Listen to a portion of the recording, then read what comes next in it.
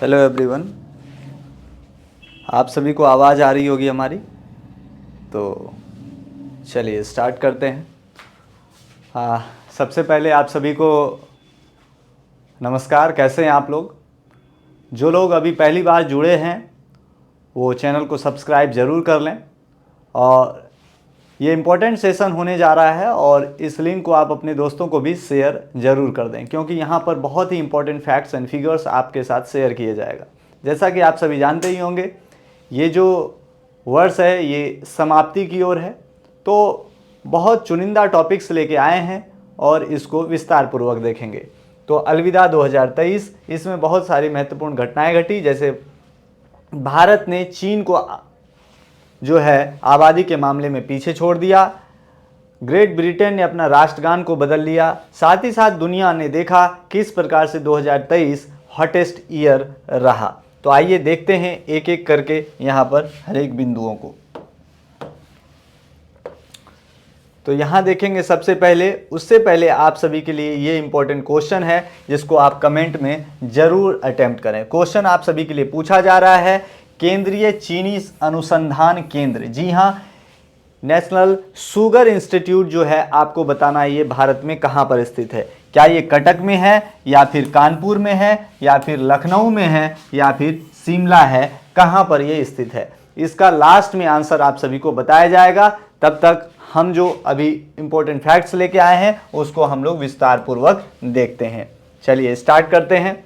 सबसे पहले यहाँ पर देखेंगे, चीन को पीछे छोड़ते हुए भारत जो है 142 करोड़ आबादी के साथ दुनिया में पहले पायदान पर पहुंचा। साथ ही साथ किंग चार्ल्स तृतीय का राज तिलक हुआ है ब्रिटेन में। उसके बाद बात करें, राष्ट्रगान को बदलना पड़ा है और साथ ही साथ 2023 में भीषण गर्मी से हम लोग जूझते हुए दिखे। यहाँ पर कुछ इस प्रकार से कैमल को आप देख पा रहे होंगे। इसका बिस्लेरी का एक ऐड भी आता है जिसमें कहता है कैमल, उसकी माँ बोलती है, ओए बेटा किधर है? तो कैमल उधर से बोल रहा है, जो मैं इधर हूँ, मुझे प्यास लग गया है।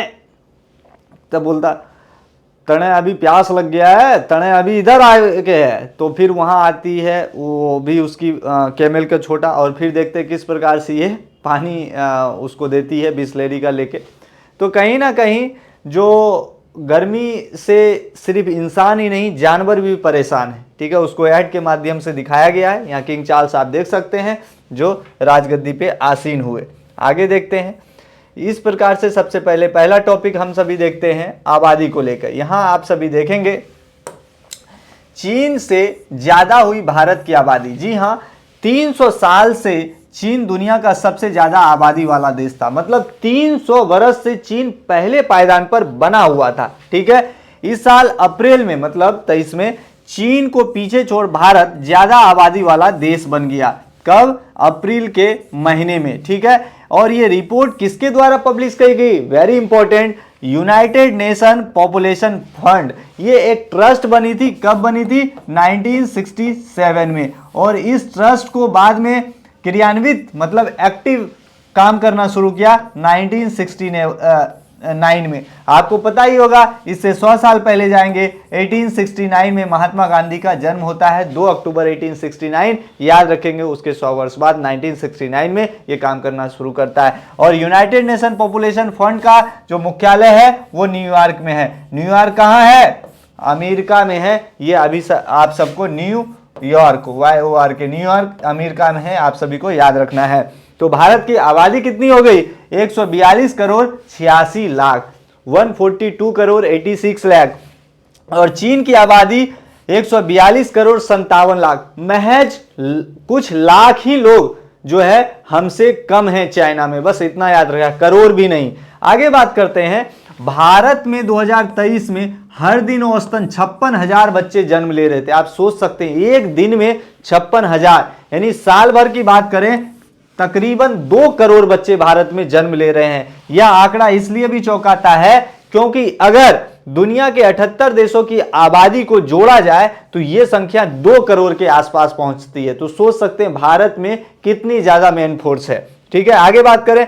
भारत की आबादी के ग्रोथ रेट में 1980 के बाद से गिरावट देखी जा रही है। यानी आबादी बढ़ रही है लेकिन इसकी दर जो है पहले के मुकाबले में कम हुई है, यानी टोटल फर्टिलिटी रेट कहीं ना कहीं नीचे जाता हुआ दिख रहा है। आगे चलते हैं,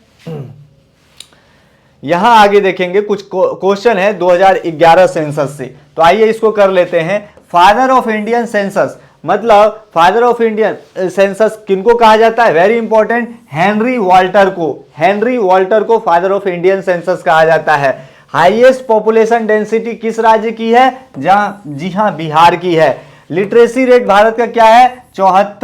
74.04% है, याद रखेंगे, वेरी वेरी इंपॉर्टेंट, ये क्वेश्चन कई बार आ चुका है। आगे बात करते हैं, फर्स्ट सिंक्रोनाइजेशन सेंसस, मतलब रेगुलर सेंसस की शुरुआत कब हुई? 1881 में स्टार्ट हो गई। ये किसके टाइम पे हुई? आपको पता है, लॉर्ड, याद रखना है, लॉर्ड लिटन या रिपन, लॉर्ड रिपन।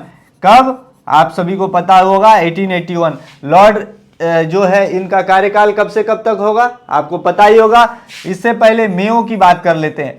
मेयो के कार्यकाल में 1870, आप सभी को पता है 18 मेयो का कार्यकाल 1869 से 72, इसी के कार्यकाल के बीच में 1871 के आसपास हम क्या देखते हैं? भारत में पहला सेंसस करवाया जाता है। लेकिन रेगुलर सेंसस की अगर आप बात करेंगे तो रेगुलर सेंसस कब करवाया गया था? 1881 में, लॉर्ड रिपन के बाद के वक्त। लॉर्ड मेयो के बाद दूसरे आते हैं लॉर्ड नॉर्थब्रुक, जो 1872 से 76 तक, और इसके बाद जनाब आते हैं लॉर्ड लिटन साहब 1876 से 80 तक, और उसके बाद रिपन साहब आते हैं 1880 से 84 तक, और इनके बाद आते हैं लॉर्ड डफरिन साहब, डफर, जिनके कार्यकाल में भारत में आईएनसी, इंडियन नेशनल कांग्रेस की स्थापना हुई थी।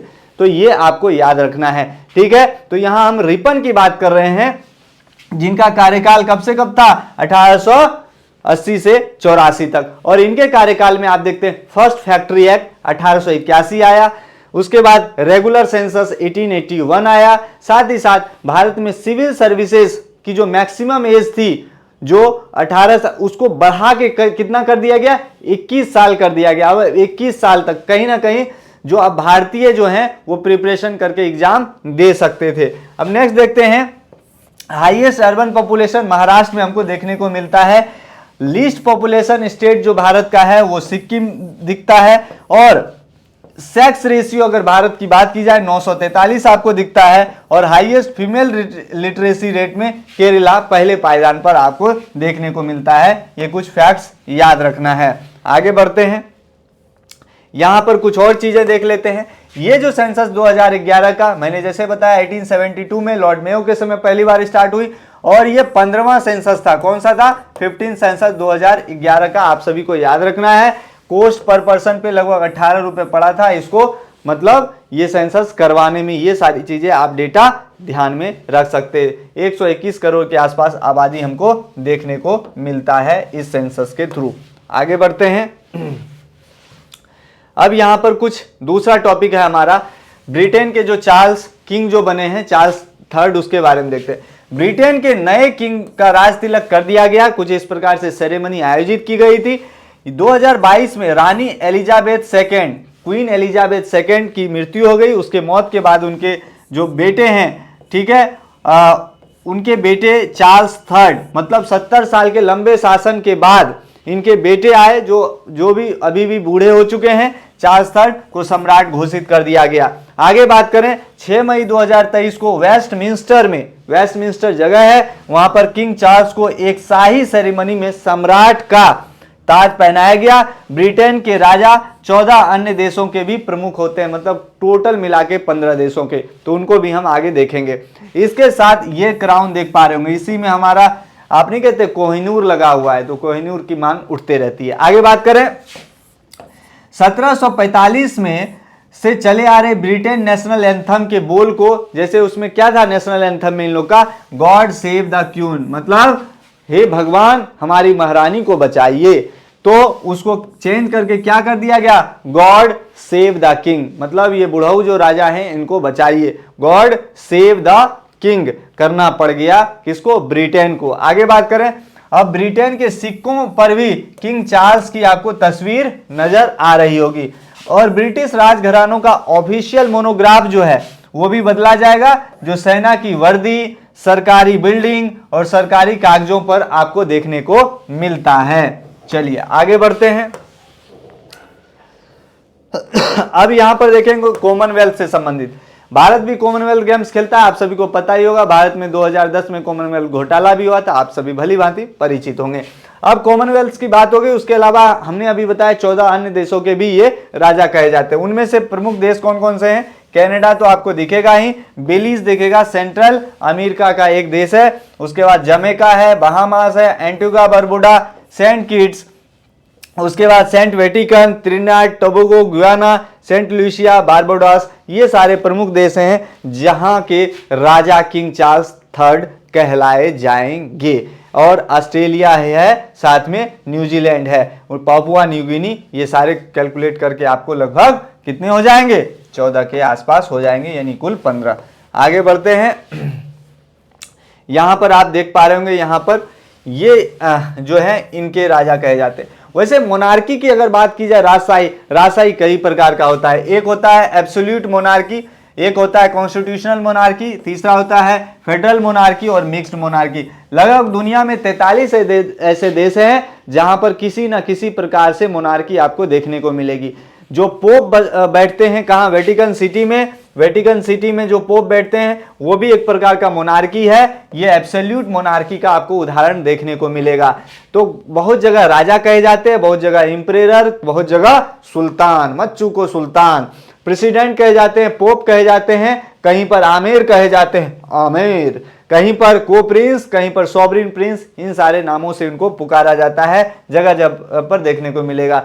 अगर एशिया महाद्वीप में जाएंगे ब्रुनोई, यहां पर भी राजा मिलेगा। अपने भारत के बगल में ही चले जाइए भूटान, वहां पर किंग कौन से हैं? नेमग्याल वांगचुक, ये वहां के राजा आपको देखने को मिलते हैं। तो कुछ इनके बारे में आप देख सकते हैं। यहाँ बेलीज जहां के राजा घोषित हुए गए, कौन? किंग चार्ल्स III, बेलीज यहां पड़ता है। ये किसके साथ लगता है? गल्फ ऑफ होंडुरास, यानी कैरिबियन सागर के साथ। आप इसको याद रख सकते हैं। आगे बढ़ते हैं। अगला टॉपिक यहां पर देखते हैं। 1 लाख साल में सबसे गर्म वर्ष 2023 हमको देखने को मिलता है। जुलाई, अगस्त, सितंबर और अक्टूबर में रिकॉर्ड गर्मी भारत में पड़ी, आपने देखा होगा। तो यहां पर देखते हैं ये गर्मी की वजह अल नीनो आपको नजर आया होगा। अल नीनो एक गर्म जलधारा आपको देखने को मिल रहा है, जिसके कारण से धरती पूरी की गर्म रही। हो सकता है 2024 भी गर्म रहे। अल नीनो को थोड़ा सा हम देख लेते हैं। ये कुछ इस प्रकार से ये गर्म साल रहा। यहां पर जब आप अल नीनो की ओर देखेंगे तो अल नीनो जो है खास करके ये पेरू, जो मतलब साउथ अमेरिका का जो कॉन्टिनेंट के पास पेरू है, यहाँ पर स्पेनिश जो मछुआरे हैं उन्होंने जो है ये जलधाराएं जब देखी थी तो इसको एक संज्ञा दे दी। अल नीनो का मतलब इन्होंने स्पेनिश में होता है एक छोटा बच्चा, एक छोटा लड़का, उसी से। और ये लड़का कई बार शैतानी करता है और दुनिया को दिक्कत में डालता है, और ये रेगुलर नहीं दिखता, ये 2 या 3 साल में प्रायः आपको देखने को मिलता है। ये सामान्य स्थिति नहीं होती है, इससे जो मौसम अस्त व्यस्त हो जाता है। सामान्य स्थिति कुछ इस प्रकार से नॉर्मल ईयर आपको दिखता है, लेकिन जब एल नीनो आती है इससे जो अमेरिका में वार्मर विंटर आपको देखने को मिलेगा और जलवायु कहीं ना कहीं बहुत काफी तेजी से बदलता हुआ नजर आता है। आगे बढ़ते हैं। अब यहां पर इस सवाल का जो जवाब आपसे पूछा गया था उसका यहां पर जवाब देखते हैं। केंद्रीय चीनी अनुसंधान केंद्र कहाँ स्थित है? जी हाँ, ये कानपुर में स्थित है। कहाँ? कानपुर। कानपुर कहाँ पड़ता है बच्चों? ये उत्तर प्रदेश में पड़ता है। और आज 27 दिसंबर है। 27 दिसंबर को क्या मनाया जाता है? International day of epidemic preparedness मनाया जाता है प्रतिवर्ष 27 दिसंबर। आप सभी को याद रखना है। चलिए बढ़ते हैं आगे। ये आंसर आप लोग को बता दिए। अब यहाँ मैप के माध्यम से जगह भी देख लेते हैं। ये है नेशनल शुगर इंस्टीट्यूट जो कानपुर में है, और कानपुर यहाँ उत्तर प्रदेश में पड़ता है। याद रखना है उत्तर प्रदेश में। उत्तर प्रदेश की राजधानी लखनऊ, ठीक है। और ये प्यारा भारत का मैप है, और इस मैप में यहाँ पर ये लद्दाख और ये जम्मू कश्मीर आप सभी को याद रखना है, ठीक है। और इम्पोर्टेंट जानकारी आपको मिलते रहेगी, लेक्चर्स ऐसे ही आप सभी के लिए लेके आते रहेंगे। उससे पहले दुनिया में एक बार देख लेते हैं। यहाँ पर आप सभी को दिख पा रहा होगा यमन और यमन में ही हुती विद्रोहियों ने तांडव मचा के रखा है यहाँ पर, ठीक है। और अरब सागर में आपको पता ही है मर्चेंट वेसल साईं बाबा के ऊपर अटैक किया गया, आप सभी भली भांति परिचित होंगे, ठीक है। अब आगे देखते हैं यहाँ, ठीक है। तो इस लेक्चर में फिलहाल इतना ही। थैंक्स फॉर वॉचिंग दोस्तों। और आपको और किन मुद्दों पर लेक्चर्स चाहिए तो आप कमेंट में ज़रूर बताइए आपको, और किन किन मुद्दों पे आप चाहते हैं जो स्पेशल आपके लिए शॉर्ट में ऐसे लेक्चर्स लेके आया जाए। तो आप कमेंट में ज़रूर बताते रहिए, ठीक है। और ये हमारा प्रयास कैसा लग रहा है तो आप लाइक कर सकते हैं, और इसके लिए कमेंट में आप धन्यवाद या थैंक यू या जय हिंद जैसा चाहें आप लिख सकते हैं। ठीक से आपसे दोबारा मुलाकात होगी अगले अंक में कुछ इंटरेस्टिंग फैक्ट्स एंड फिगर्स के साथ। तब तक अपना ध्यान रखिए, पढ़ते रहिए। धन्यवाद एक बार पुनः फिर से, ठीक है। जय हिंद।